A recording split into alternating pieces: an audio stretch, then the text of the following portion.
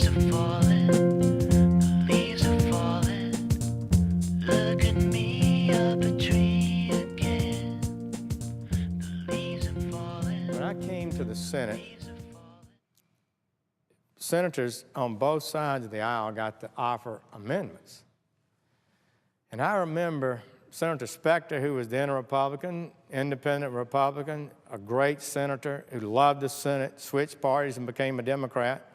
We were right down there on the floor, and he was managing the health bill, and I had something I wanted him to accept as part of the manager's package, and he didn't want to do it. And I asked him again, he didn't want to do it. And I asked him again, and he didn't want to do it. I wanted him to agree because I didn't want to offer the amendment and have Senator Specter oppose it because I figured I'd lose the vote. And so I asked him, and he finally got irritated with me bugging him, and he said, "You are a United States Senator. If you want to offer your amendment, offer your amendment." That's the way it was when I came to the Senate. You didn't like something, you could offer your amendment.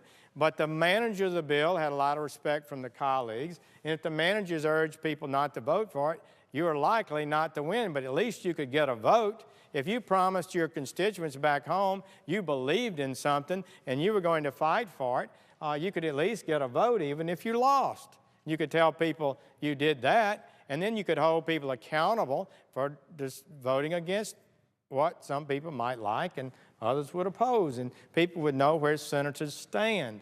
We've had a dramatic reduction in the number of votes.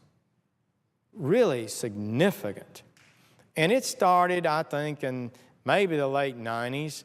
I know Senator Frist filled the tree a number of times, not many over his time here, but Senator Reid has just exploded this process. He stands up, he gets the right of first recognition in the Senate, and there are only a certain number of amendments that can be put out on the amendment tree, and he fills all those slots. We call it filling the tree. And then no one else can get an amendment up that the majority leader doesn't approve. Look at me up a tree again. Look at me up a tree again. It's really unbelievable. And like frogs in warming water, we don't even realize the pan we're in is about got us cooked. We got members on our side that have been awfully unwilling or have missed what's happening to us. And of course, I guess half of our members, even on the Republican side, were not here when all this started. All they've known is this process. So Senator Reid fills the tree.